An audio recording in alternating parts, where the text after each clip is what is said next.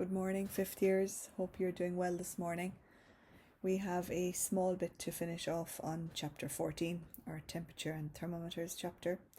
So I said I would record a video this morning and play the lesson and get you to do a few activities as well. So just a reminder of what we introduced in terms of temperature, thermometers, thermometric properties. We defined what a thermometric property is. So any physical property that changes measurably with temperature is called a thermometric property. And the device we are all familiar with to measure temperature, or the instrument, is our thermometer. So we defined that as an instrument used to measure temperature. The typical thermometer we are familiar with is a long tube where there's a liquid inside it, and when it heats up, that liquid expands and the length of that increases if temperature was increasing. We learned last week that there are various other ways that we can measure changes in temperature in physics, and the different thermometric properties, we looked at 6 of them. So the first one is the traditional thermometer that we are used to, the length of column in a liquid. We talked about a change in resistance, so something like a thermistor whose resistance would decrease with an increase in temperature, and we looked at that in the lab by heating up a thermistor and connecting that ohmmeter to it and looking at that resistance changing. The third thermometric property is the EMF of a thermocouple, so electromotive force, commonly known as voltage, where we measure a change in voltage across 2 junctions of wires that are at 2 different temperatures. We also tested out our colour thermometer, or the thermometric property, so putting that old style coloured strip across your forehead and the crystals changing colour in that, representing different temperatures.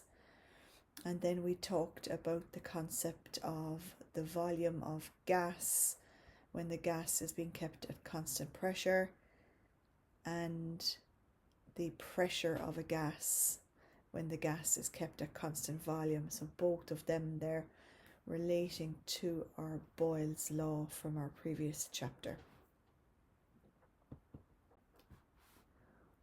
So here, folks, are 3 of those 6 properties, and there are 3 things I want you to figure out.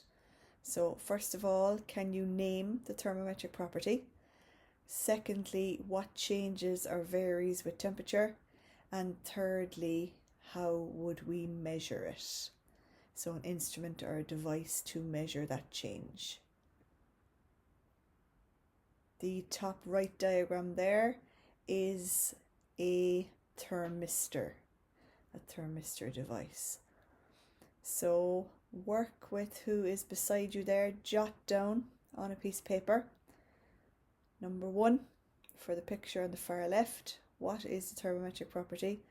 What changes or varies with temperature, and how do we measure it?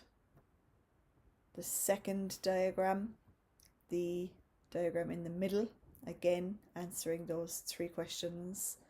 And the third diagram is the one on the top right, answering those 3 questions.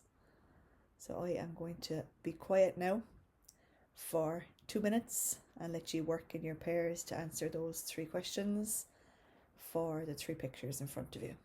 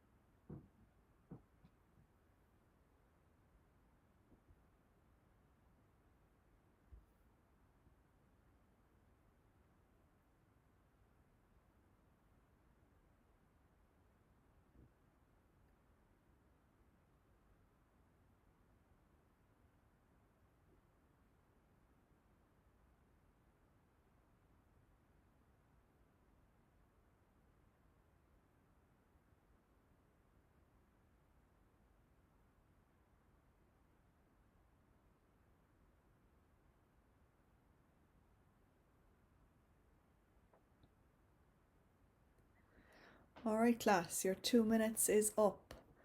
So the first picture on the left hand side, the thermometric property is the length of a column of liquid. What changes or varies? The liquid expands when heated and would rise up the column, and we would read the length of that column with something like a ruler. The second diagram in the middle, there is the EMF of a thermocouple. So EMF is the thermometric property, and what changes there is with temperature difference between the two junctions, one being hot and one being cold, an EMF or a small voltage appears in the circuit, which we would measure by connecting up a voltmeter. And the third diagram there up at the top right, the thermistor, the thermometric property there is electrical resistance, and the resistance would decrease with increasing temperature for a thermistor, and we can measure that by connecting an ohm meter to it and seeing that change in resistance. Okay, 3 more for you here. Same thing. Name the thermometric property, what changes or varies with temperature, and how do we measure it. So take the diagram on the top left first, take the diagram at the bottom second, and take the diagram at the top right third. Again here I'm going to be quiet for 2 minutes and work in your pairs there to answer those 3 questions.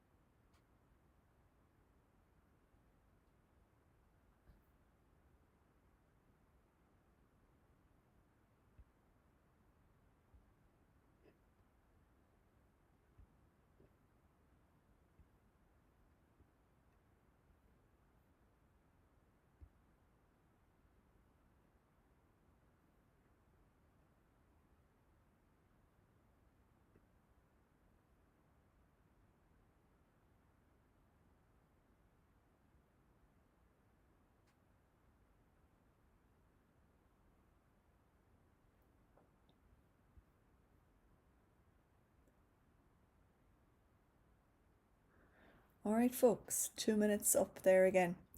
So the diagram at the top left here is representing the thermometric property of the pressure of a gas at constant volume.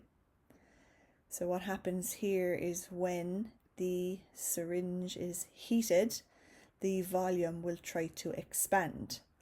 So to keep that volume fixed or constant, the pressure needs to be increased to push down on it with weights, and this change in pressure can be measured.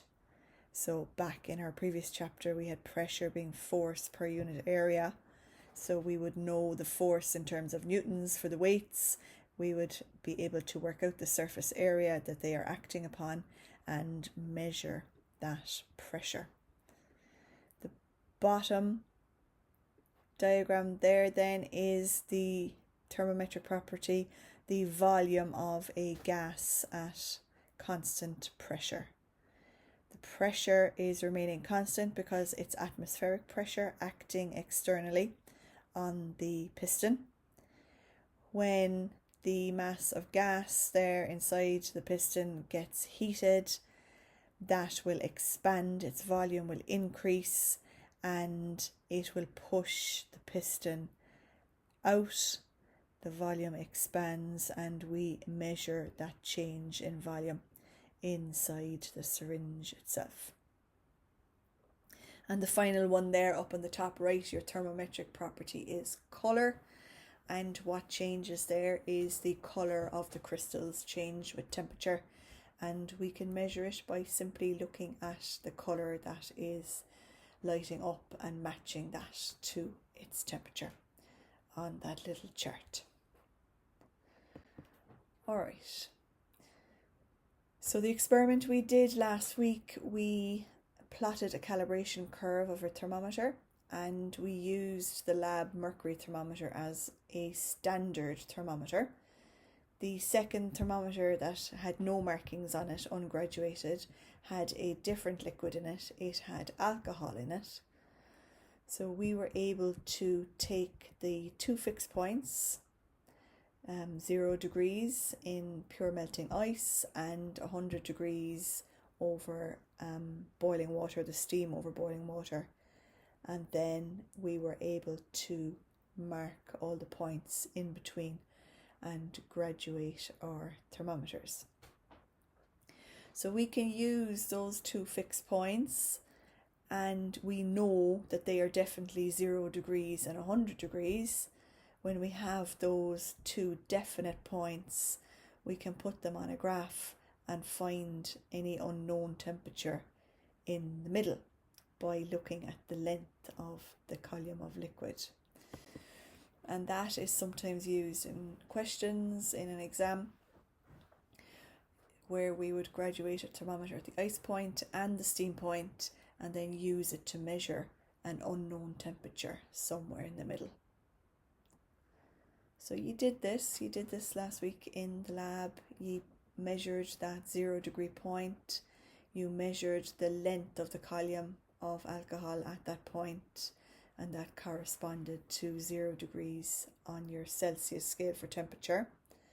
You then at the end had the thermometer in steam above boiling water, and again measured the length of that column, the length in steam, and you knew that corresponded to 100 degrees of temperature on your Celsius scale.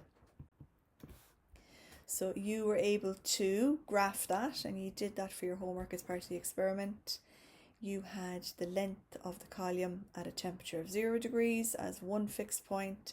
You had the length of the column at 100 degrees as your second fixed point, and you're able to join those 2 points with a line on a graph.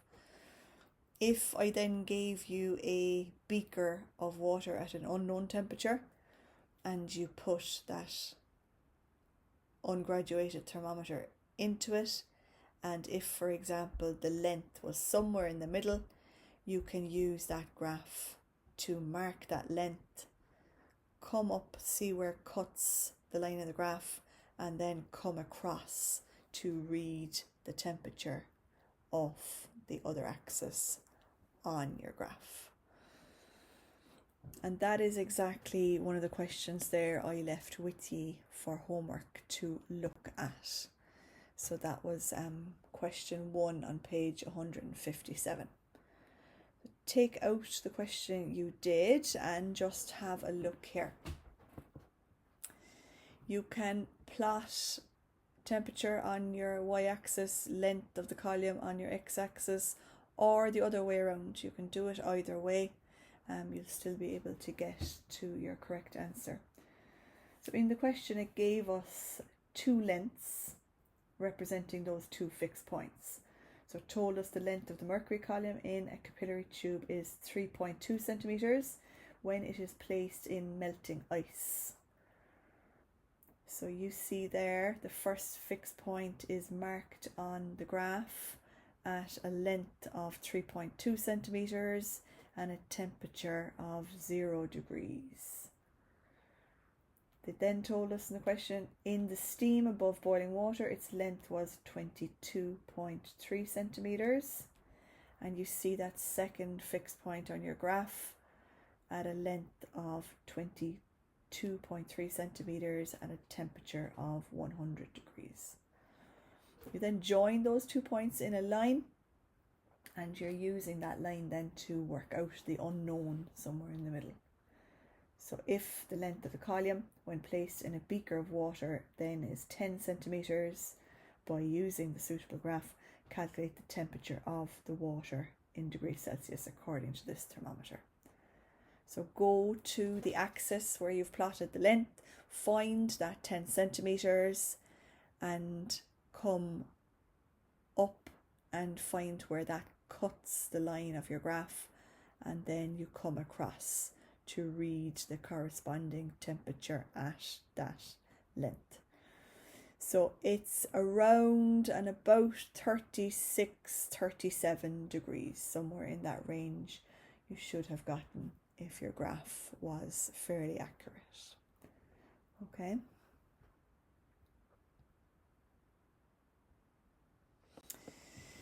So I am going to get you to practice another one of them there for about 15 minutes, and I will put the solution up then in the second class here this morning. So have a look at question 2 there on page 157. It tells us that 2 methods were used to find the temperature of a liquid.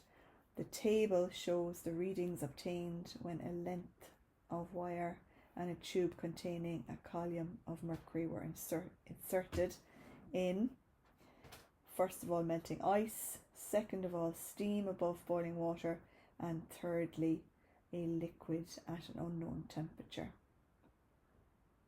So this is the same concept as the last question. We have 2 fixed points, the 0 degrees in the melting ice, the 100 degrees in the steam, and some unknown temperature somewhere in the middle. The experiment is done twice using 2 different properties. Firstly, it is using resistance. So they measure the resistance and at the 2 fixed points and the unknown. And then it's done a second way using the length of a column at those 2 fixed points and again some unknown in between. So you're doing 2 separate graphs here and you're finding the unknown temperature for each of them. So one graph will be resistance versus temperature, and the second graph will be the length of the column versus temperature, and you're finding that unknown one in the middle in each case. So spend 10-15 minutes doing those couple of graphs. I've left some spare graph paper if people need it, and the solution will come up in the second period of the class. All right, thanks folks.